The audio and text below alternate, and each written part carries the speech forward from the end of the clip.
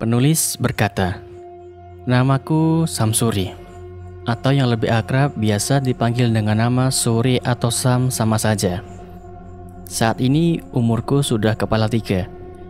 Pada kesempatan kali ini, saya akan membagikan sebuah kisah yang saya alami mungkin sekitar pertengahan tahun 2010. Sebuah pengalaman yang telah merenggut nyawa tetangga sekaligus teman main saya sejak kecil, karena sebuah kesalahan yang sangat fatal yang kami lakukan. Semoga kisahku ini menjadi pelajaran bagi kita semua bahwa kita hidup berdampingan dengan mereka, dan bahkan mungkin mereka saat ini berada di sampingmu." Aku tinggal di daerah pinggiran di sebuah kabupaten yang menjadi pusat pemerintahan Provinsi Jawa Tengah. Akses menuju kampungku memang terbilang cukup sulit pada waktu itu, karena harus melewati alas jati dan kebun-kebun yang cukup luas. Jalan menuju masuk desa pun masih berupa batu padas yang ditata. Oh iya, aku seorang anak yatim piatu. Ibuku meninggal saat aku masih berumur 3 tahun, dan ayahku sudah meninggal sekitar 2 tahun silam. Dan kini aku hidup sebatang kara tanpa saudara karena memang almarhum ayah dan ibuku adalah anak tunggal, dan orang tua mereka juga sudah tidak ada. Miris memang jika menceritakan kehidupanku kala itu, namun bukan itu yang aku akan bagikan. Namun sesuatu yang sempat membuat kampung kami gempar. Kebiasaan di perkampungan, bahkan di perkotaan, mungkin masih melakukan tradisi ini, yaitu jimpitan. Jimpitan merupakan sebuah sistem di mana setiap malam, warga desa terutama yang laki-laki bergantian mengambil uang receh yang ditaruh pada bambu atau wadah di depan rumah setiap warga.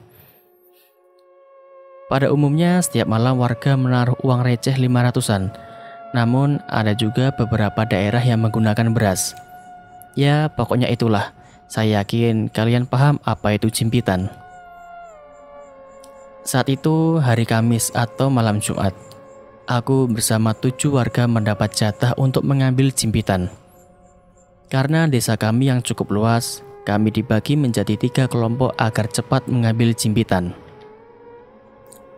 Aku kebagian bersama dengan Wahyu, teman kecilku yang nasibnya hampir mirip dengan kisahku.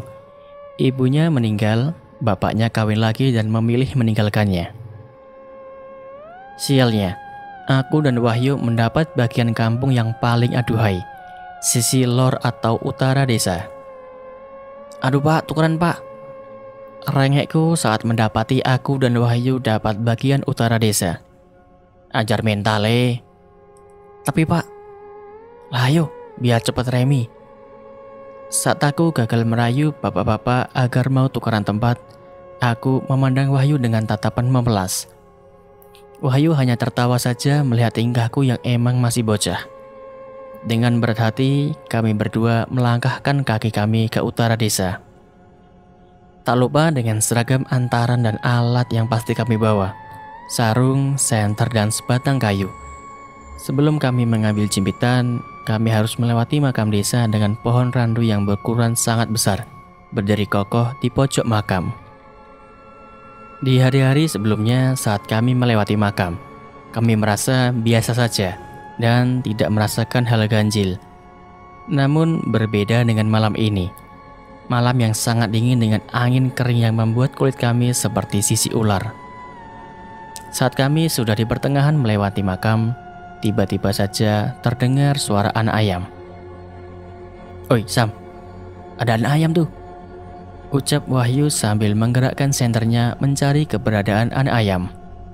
Hehehe, yuk, pada anom yuk," ucapku sambil memegangi baju Wahyu yang tengah menunduk mencari anak ayam di semak-semak.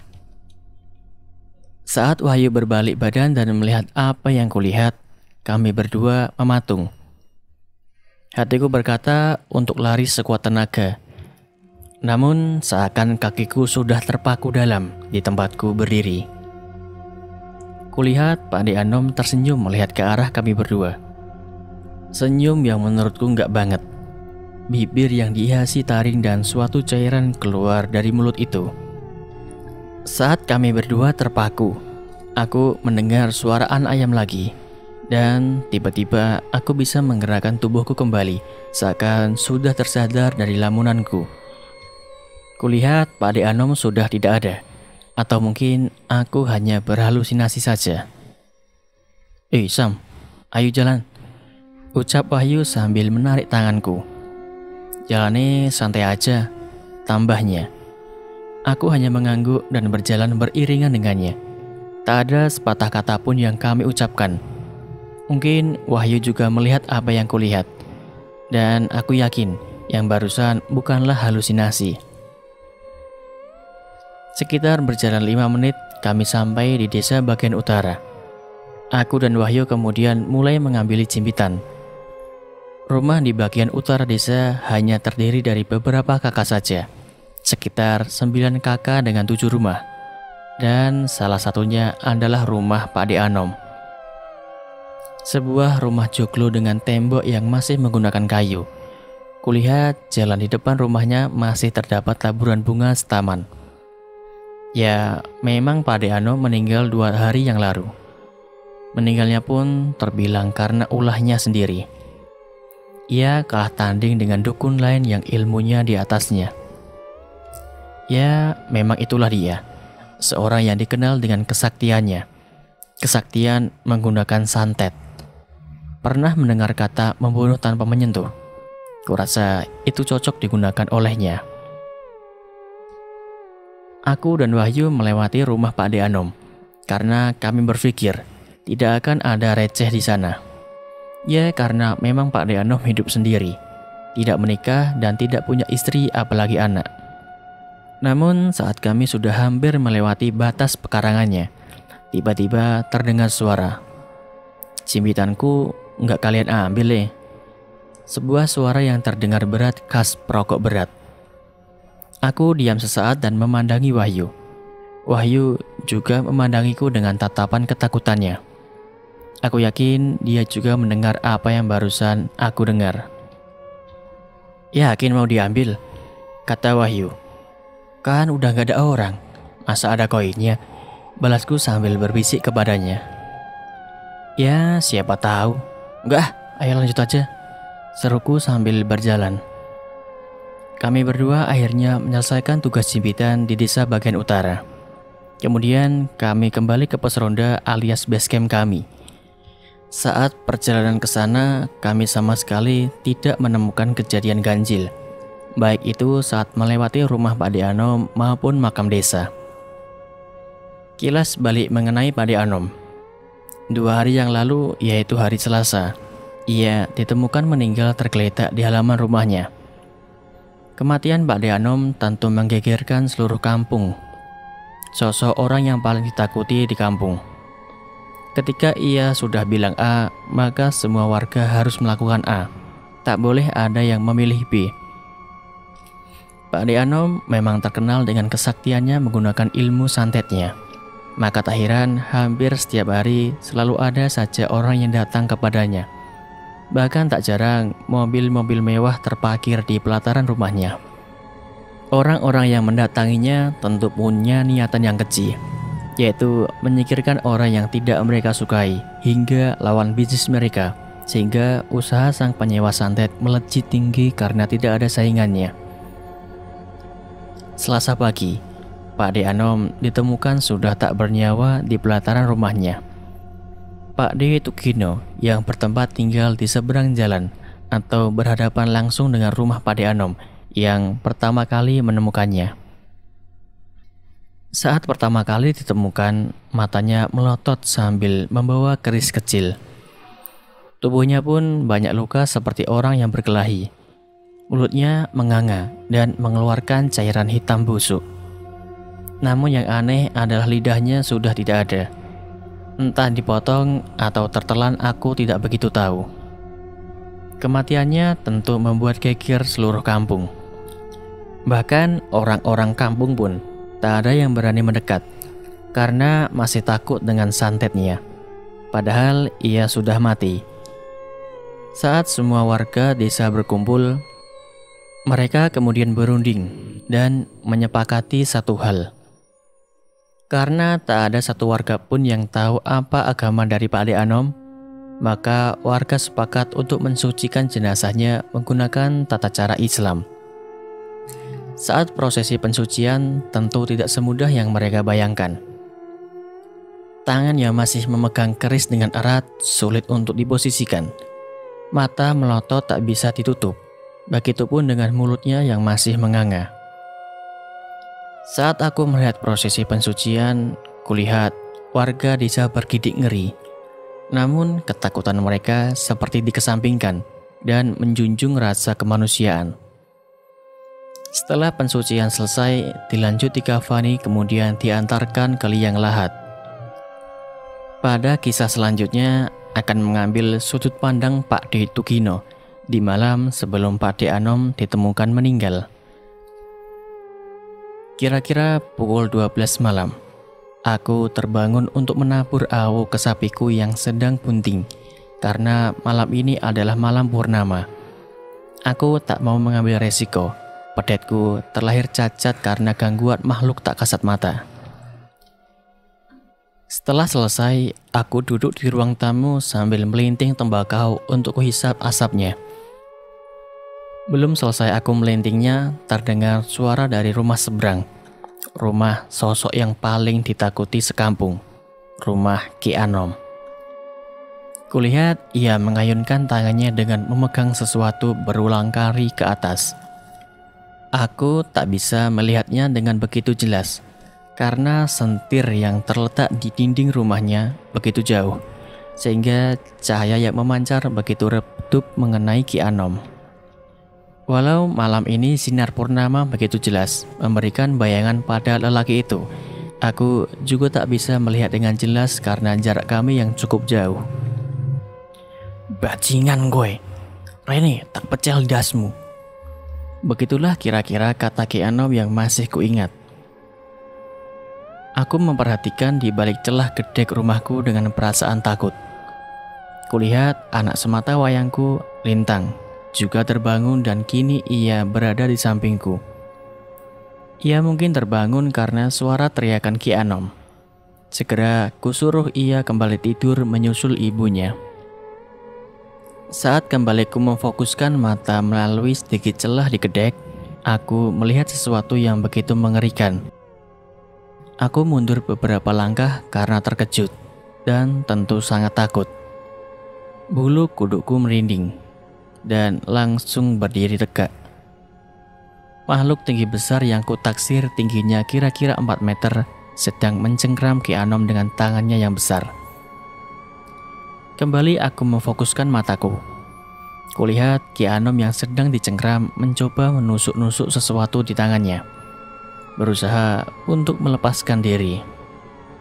Tentu usaha Ki Anom tak ada hasilnya karena tangannya penuh akan bulu, seperti bulu wedus gembel, padat dan menggumpal. Aku tak begitu jelas melihat sosok itu. Yang kulihat sosok itu tinggi dengan tangannya yang hampir menyentuh tanah dan kakinya yang cukup pendek. Sepasang titik merah menyala tertempel di mukanya, yang kutaksir itu adalah matanya. Saat ia mendongak ke atas, wajahnya seakan disinari oleh purnama. Dan yang kulihat adalah wajah penuh taring, seperti taring babi hutan. Saat makhluk itu mendongak ke atas, Ki Anom berhasil melepaskan diri. Namun ia terjatuh tersungkur dari ketinggian kira-kira 3 meter. Ki Anom lalu mengucapkan mantra yang tak ku mengerti artinya dengan keras. Lalu muncullah beberapa makhluk yang membuatku benar-benar merinding.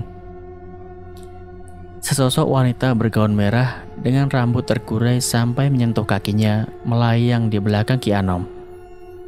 2 sosok pocong yang tali pocongnya sudah terlepas di bagian kepala, sehingga aku bisa melihat kepala penuh belatung itu. Dan sosok terakhir adalah bola api yang melayang di atas kepala Ki Anom. Berkat sosok bola api itu, aku bisa dengan jelas melihat Ki Anom. Ia kemudian tersenyum menyeringai dan berteriak, "Aku ora wedi karo kowe-kowe. Ora usah ganggu gaweanku. Wong kae kudu mati." bar kae mati, kowe bocah isi umbelen bakal tak pateni.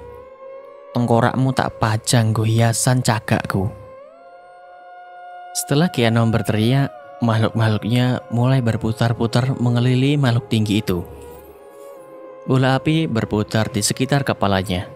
Begitu pula wanita bergaun merah dan para pocong.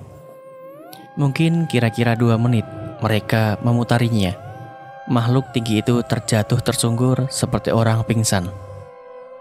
Haha, motar we, teriak Ki Anom. Namun setelah itu, hal di luar nalar kembali terjadi. Aku seperti melihat seorang ratu, 3 orang prajurit dan seekor harimau putih yang sangat besar. Saat melihat kemunculan mereka, Ki Anom langsung mundur beberapa langkah dan bersujud kepada sosok wanita itu.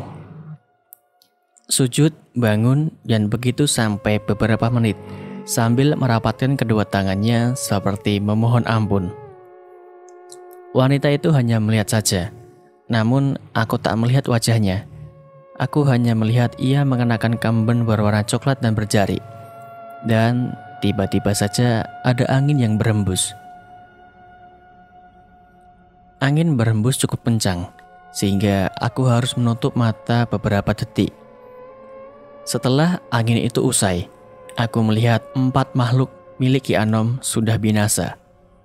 Wanita bergaun merah yang mungkin itulah yang dinamakan kuntilanak merah diterkam harimau. Kedua pocong ditusuk menggunakan tombak, dan bola api itu juga ditusuk layaknya menusuk buah. Kemudian tiba-tiba saja, suasana menjadi sangat hening. Angin dan suara jangkrik serta hewan malam lainnya tak ku dengar sama sekali. Dan tiba-tiba saja, wanita itu terbang menuju ke arah lubang gedeku. Pak, ku dengar suara istriku sambil menggoyangkan badanku yang tergeletak di ruang tamu. Setelah wanita itu terbang ke arahku, ternyata aku pingsan. Pak, Ki Anom pak, seru istriku. Aku tak menimpalinya, aku langsung keluar. Mataku fokus tertuju pada halaman Ki Anom. Di sana ia sudah terbujur kaku. Ternyata tadi malam aku tidak sedang bermimpi atau berhalusinasi. Itu nyata. Gumamku dalam hati. Aku tak berani mendekat. Aku lantas memanggil warga sekitar. Kembali ke cerita. Hari-hari aku lalui dengan kesibukanku sebagai seorang pemuda desa. Ngarit atau mencari rumput adalah pekerjaanku sehari-hari untuk menyambung hidup. Setiap pagi dan siangku memerah susu sapi dan menjualnya ke KUD setempat untuk mendapatkan pundi-pundi uang. Saat itu, aku harus mencari rumput di kebun yang bukan biasanya aku ngarit. Karena di kebun biasanya rumput-rumputnya sudah habis. Maka mau tidak mau aku harus mencari kebun kosong lagi. Maka aku putuskan untuk mencari di pinggiran hutan jati saja. Hutan jati terletak di sebelah utara desaku. Memang agak jauh, namun bagaimana lagi, aku harus memberi makan sapi-sapiku. Kala itu sekitar jam 9 pagi, matahari belum begitu ganas memancarkan panasnya. Aku membawa starter pack khas seorang pengarit. Bagor atau karung, arit, ungkal atau asahan, dan topi dami. Dari kejauhan, aku melihat beberapa mobil terparkir di sisi kiri jalan, tepatnya di seberang rumah Pak De Anom. Aku tentu heran dan mengintipnya dari balik pohon. Kan udah mati, pikirku dalam hati. Aku yang merasa penasaran, jalan tanpa ada beban saja melewati rumah Pak De Anom. Walau wajahku mengarah ke depan, namun sejatinya mataku melirik ke arah kanan, ke arah rumah Pak De Anom. Kulihat di ruang tengah, Pak De Anom sedang menerima 2 orang tamunya. Dan ruangan itu penuh dengan asap pembakaran dupa dan sesaji. Aku bergidik ngeri melihatnya. dan aku mempercepat langkahku menuju tempatku ngarit. Saat ngarit pun aku sering melamun, memikirkan hal ganjil yang barusan aku lihat. Setelah ngarit selesai, aku menyungginya ke rumah. Sambil membawa karung penuh dengan rumput, aku kembali lagi melewati rumah Pak De Anom. Namun hal yang mengerikan membuat hatiku bergetar hebat dan bulu kudukku menegang tinggi. Sesosok laki-laki tua yang beberapa hari yang lalu aku saksikan jasadnya masuk ke liang lahat, kini berada di depanku. Saat akan melewatinya, aku hanya menunduk saja, sampai ia mengucapkan kata yang menggugah ketakutanku kembali. "Le, kok jimpitannya ora tau dijikui? Mengko dijikuk loh," ucap Pak De Anom. "Nggih Pak De, mengke kula pendet," jawabku sambil sedikit melirik ke wajahnya. Kulihat wajahnya yang putih pucat dan pipi kirinya berwarna biru lebam, seperti habis ditonjok. Dia kemudian tersenyum kepadaku, senyum yang menurutku banget. Senyum dari orang yang sudah mati. Aku sebenarnya tak begitu heran dengan apa yang kulihat tadi. Ya, karena laki-laki itu terkenal dengan ilmu hitamnya. Dan sialnya, nanti malam aku mempunyai jadwal mengambil jimpitan. Ya Allah, semoga gak dapat kesana, ucapku dalam hati.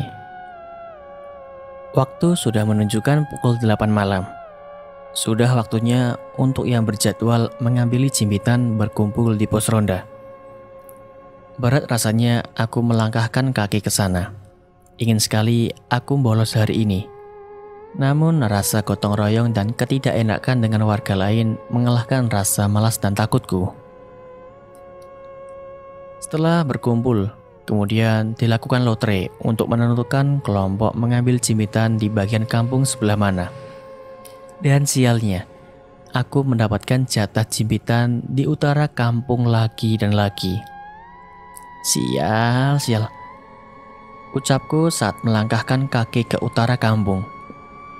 Udah takdir kali, ucap Wahyu yang juga bergelundel di sampingku. Saat melewati makam desa, aku melihat sesuatu yang bergelantungan di tahan pohon randu. Aku sangat jelas melihatnya. Itu adalah kuntilanak. Pohon randu yang hanya tinggal batang dan tanpa daun itu dihiasi oleh 3 sosok kuntilanak. Aku yang melihat itu bergidik ngeri dan menundukkan kepala. Sedangkan Wahyu, mungkin ia tidak melihatnya. Kuperhatikan Wahyu tengah bermain dengan sarungnya. Ia sedang membuat ninja-ninjaan dengan sarungnya. Mungkin kalian tahu maksudnya. Membuat sarung yang diikat ke kepala seperti ninja. Kelakuan konyol Wahyu membuatku tertawa dan tidak memperdulikan 3 kuntilanak itu. Lantas kami melanjutkan tugas kami. Sampai akhirnya kami tiba di rumah Pak De Anom. Hal yang aneh kembali aku lihat. Sentir di rumah itu menyala. Aku berterus terang kepada Wahyu. Aku tidak berani untuk mengambil uang jimpitan.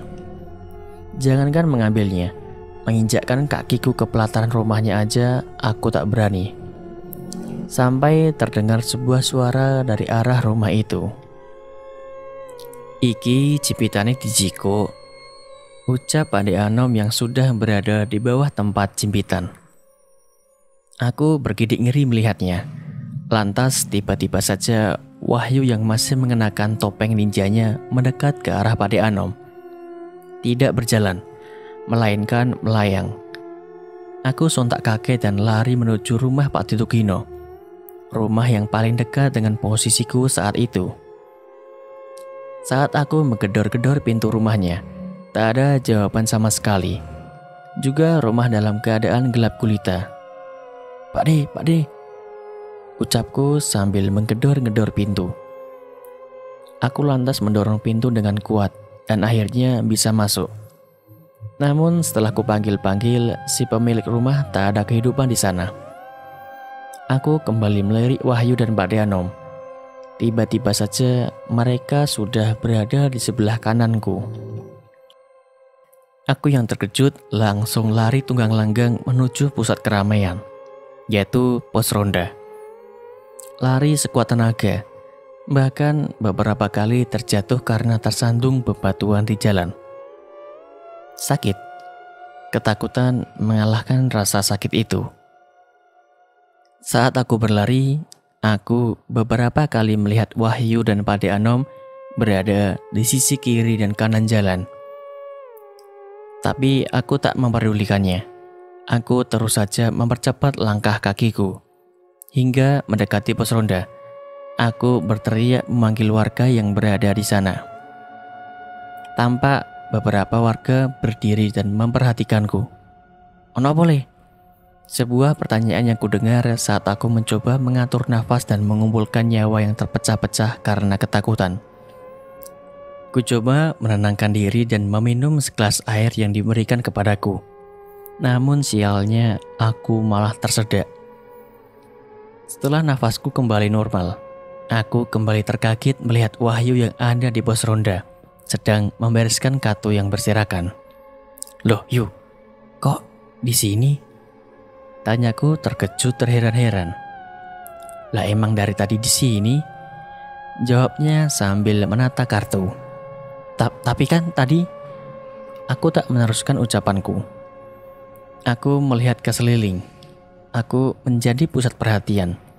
Aku menceritakan bahwa tadi saat melewati rumah Pade Anom, aku bertemu dengannya. Dia sedang berdiri di tiang tempat bambu jimpitan berada. Namun aku tak menceritakan tentang Wahyu yang melayang tadi. Warga yang mendengar ceritaku hanya diam, seolah tak ingin ikut campur dan berurusan dengan yang namanya Anom. Wes, ayo tak terke balik," ucap salah satu warga. Akhirnya aku pun diantar pulang oleh beberapa warga. Sesampainya di rumah, aku tak bisa tidur, memikirkan kejadian tadi. Wahyu, teman kecilku, bisa melayang. Di dalam lamunanku, aku menyimpulkan, mungkin ini adalah karma atau hukuman akibat perbuatan kami kemarin. 3 hari sebelum kejadian Wahyu melayang, Wahyu mengajakku untuk mancing di sungai. Sungai tersebut terletak di pinggiran desa. Sungai yang biasa digunakan oleh warga kampung untuk mencuci baju, memandikan hewan ternak, hingga MCK. Namun kali ini Wahyu mengajakku ke bagian sungai yang jarang dijamah manusia, agak ke hulu sungai. Aku sebenarnya tidak berani ke sana karena harus melewati tebing-tebing, terlebih harus melewati rumput-rumput yang tinggi. Karena paksaan dari Wahyu dan katanya di sana ikannya besar-besar, akhirnya pun aku mengikutinya. Kira-kira 30 menit kami berjalan ke hulu sungai dengan menyingkapkan rerumputan. Kesan pertama yang aku rasakan adalah sejuk-sejuk menyeramkan. Menyeramkan karena kewengitannya, dan tak ada manusia yang menjamah sampai ke sini. Hingga mereka pasti berada di sekitar sini. Di sana aku melihat air terjun kecil dengan bagian bawahnya terlihat begitu luas dan dalam. "Nah, di sana pasti banyak ikannya," ucap Wahyu sambil menunjukkan senyum sumringah. Aku tak menimpalinya. Aku hanya mengikutinya dari belakang.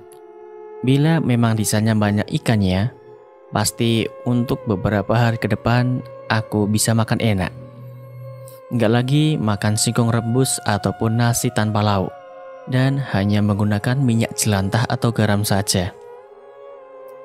Wahyu berada di sebelah kanan, sedangkan aku berada di kiri air terjun. Dengan cekatan, kami berdua memasang umpan cacing pada kail dan mencelupkannya ke air. Mungkin sekitar 20 menit, sambaran pertama Wahyu dapatkan. Ia mendapat ikan water yang cukup besar.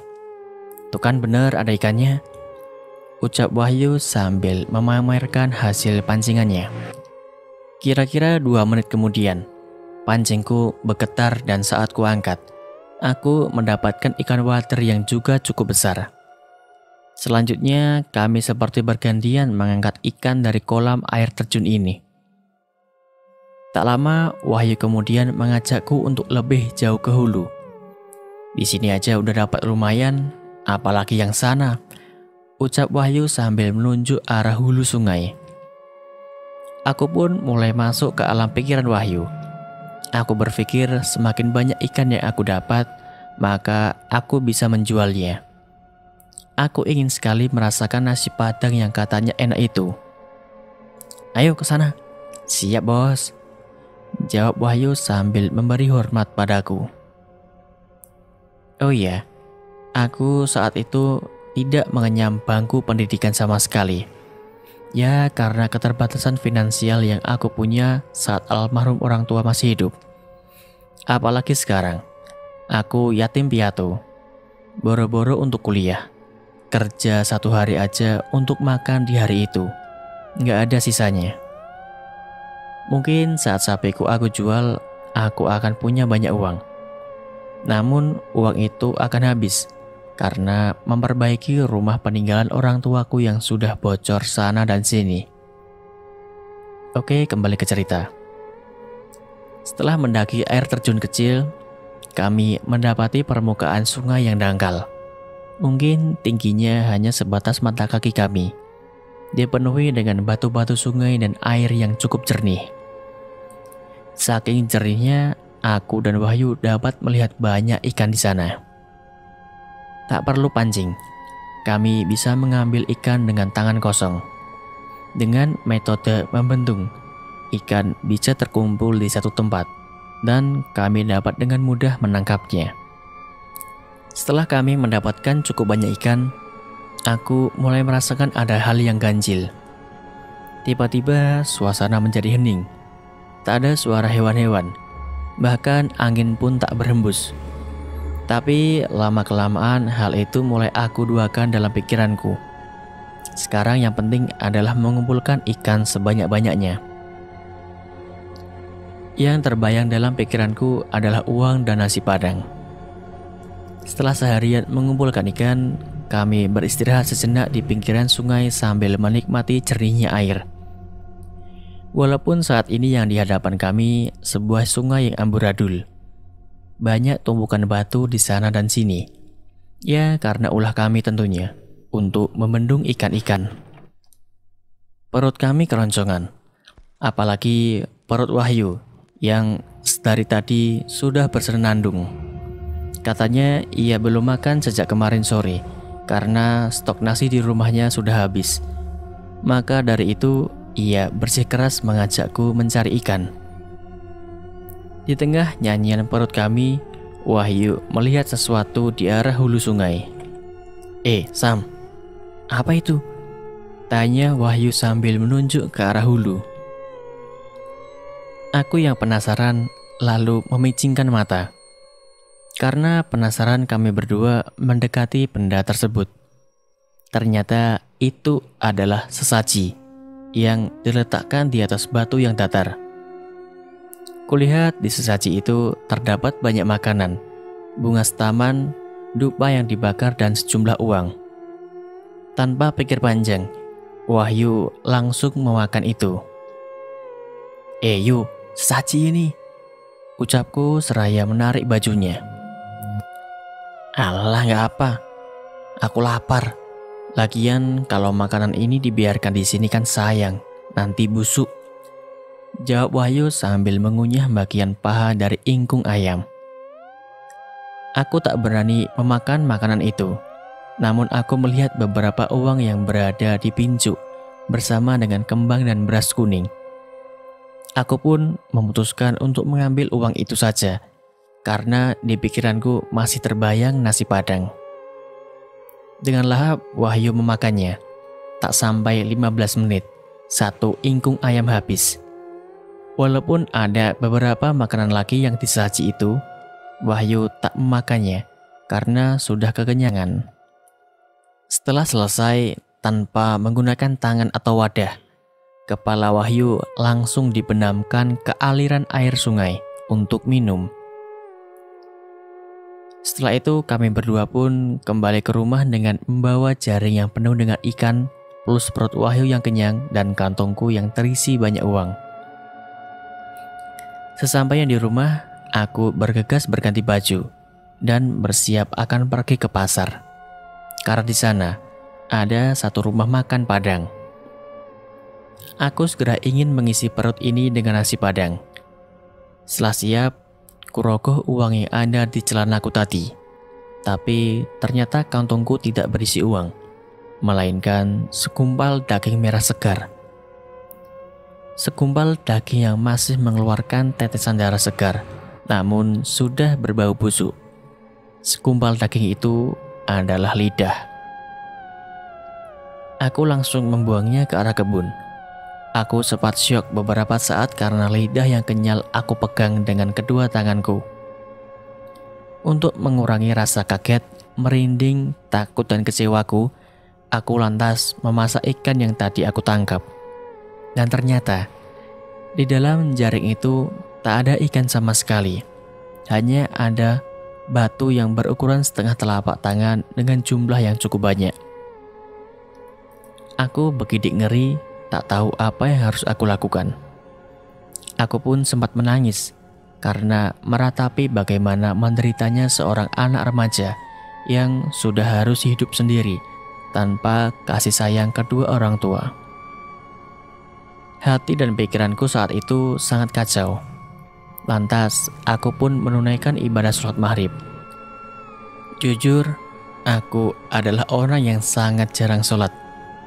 Ya, karena semenjak kepergian ayahku, aku menjadi sangat sibuk bekerja dan hanya memikirkan urusan perut saja. Dalam sholatku, aku berdoa kepada Allah agar kedua orang tuaku ditempatkan di sisinya.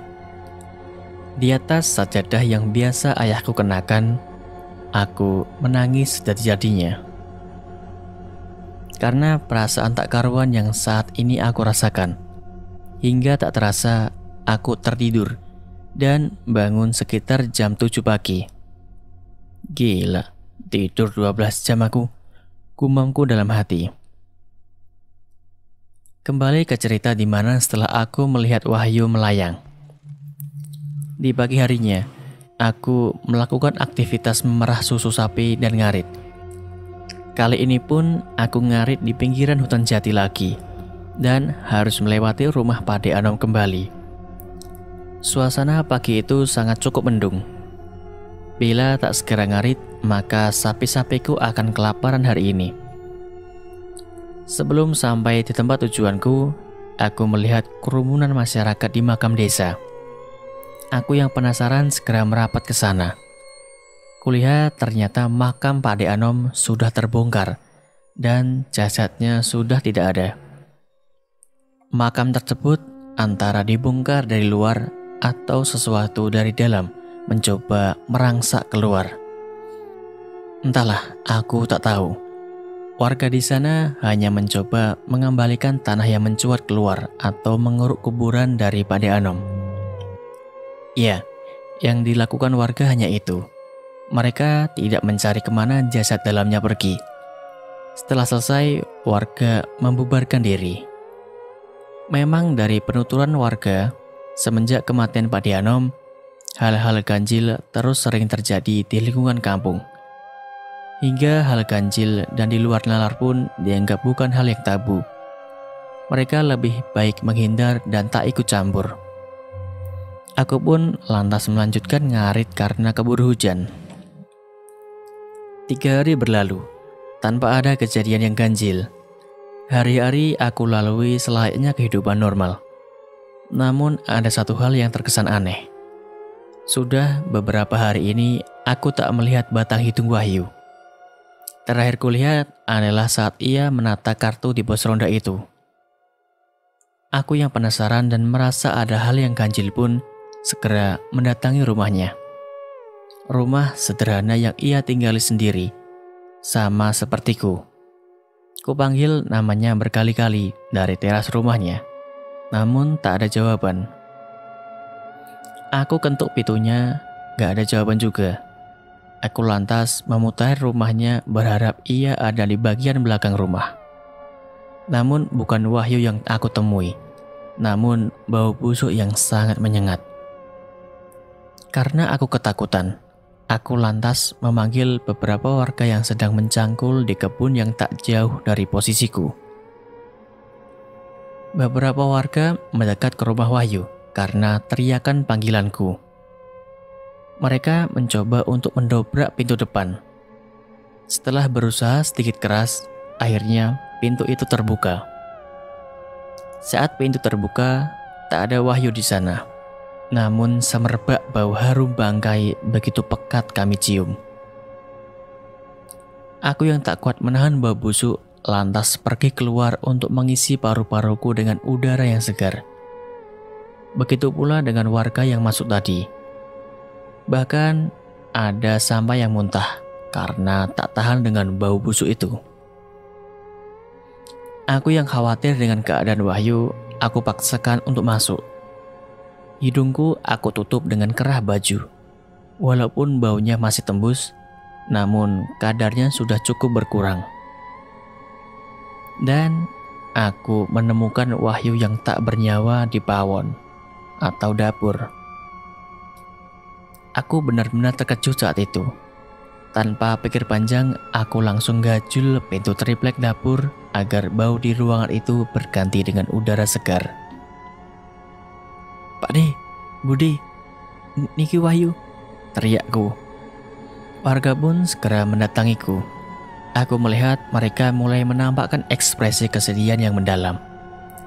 Selain karena kepergian Wahyu, juga karena melihat jasadnya.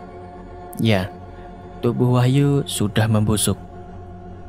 Tubuh yang selama ini kulihat kekar dan penuh dengan otot, kini tubuh ini sudah berlubang di sana dan sini, dan menjadi kerajaan belatung. Bahkan kepalanya pun sudah hampir terpisah dari badannya. Kemudian aku berlari keluar dan memanggil banyak warga desa lagi. Tak lama banyak warga desa yang mendatangi rumah Wahyu. Aku benar-benar tak kuasa menahan tangis saat tubuh teman kecilku itu langsung dibungkus dengan kain kafan. Setelah pensucian dan disolatkan, jenazah Wahyu akhirnya dimakamkan. Dimakamkan di samping mendiang ibunya. Kehilangan Wahyu membuatku benar-benar syok. Dan aku berpikir ada hal yang ganjil. Terlintas di pikiranku apakah ini akibat ia memakan ingkung sesaji. Kali ini aku tak mau menebak-nebak. Setelah dimakamkan, aku langsung pergi ke rumah Wahyu kembali. Aku harus mencari sesuatu. Di mana ikan-ikan itu? Berubah jadi batu enggak ya? Pikirku dalam hati. Dan ternyata benar apa yang aku pikirkan. Ternyata wajan di atas keran berisikan batu. Jaring wadah ikan juga terisikan batu. Mesti ini gegara sesaji itu, ucapku dalam hati. Aku lantas pergi ke tempat sesaji itu dulu berada, di bagian hulu sungai yang wingit itu. Saat sampai di sana, hal yang mengejutkan membuat mataku seakan tertusuk jutaan paku. Aku melihat bagian dada tubuh Wahyu dimakan oleh Pak De Anom. Ya, Pak De Anom, orang tua bangsat yang meresahkan satu kampung. Aku terpaku melihat Pak De Anom memakan sesuatu dari dada tubuh Wahyu. Tangannya penuh akan darah. Tangan itu menunjuk ke arahku. Saat ia menunjukku, kakiku seakan tak konek dengan otakku. Padahal otakku menyuruhnya untuk berbaring dan lari dari sini. Namun kakiku seperti terpaku di sungai ini. Suwun le, berkat kowe-kowe aku iso urip meneh, ucapnya seraya tersenyum. Senyum dari bibir yang penuh dengan darah. Setelah ia tidak menunjukku lagi, aku bisa menggerakkan kakiku. Dan aku langsung lari sekuat tenagaku untuk pergi dari tempat itu. Setelah kejadian itu, aku lebih suka melamun. Ya, melamun. melamun akan nasibku bila aku terus berada di kampung ini dengan Pade Anom sebagai biang ganjil. Dalam lamunanku, aku berpikir dan membulatkan tekad. Aku akan menjual 4 sapiku. Aku akan bekerja di luar kota, yang jauh akan hal mistis. Saat aku pergi untuk mendatangi seorang belantik sapi, aku yang melewati rumah Pade Anom melihat hal ganjil lagi. Ia kulihat sedang menyapu sambil merokok. Ya, ia kulihat menyapu di halaman sambil merokok. Lalu ia berkata kepadaku, kata yang sama saat ia ucapkan ketika di hulu sungai. Aku tak menimpalinya dan langsung pergi ke belantik sapi. Setelah sapi-sapiku terjual, aku mengantongi uang sekitar 60 juta rupiah. Di hari yang sama, aku segera mengemasi pakaian dan surat-surat berharga, lantas pergi dari kampung ini. Tak lupa, aku juga berpamitan kepada tetangga-tetanggaku. Aku sih ngakunya mau kerja merantau, tapi aslinya aku ingin terbebas dari hal ganjil. Dan sekarang alhamdulillah, aku sudah mempunyai usaha kecil-kecilan di salah satu kota di Jawa Tengah. Terakhir ku dengar bahwa Pade Anom benar-benar sudah binasa. Ilmunya sudah benar-benar dilenyapkan oleh salah satu kiai dari kota Santri. Dan cerita pun selesai.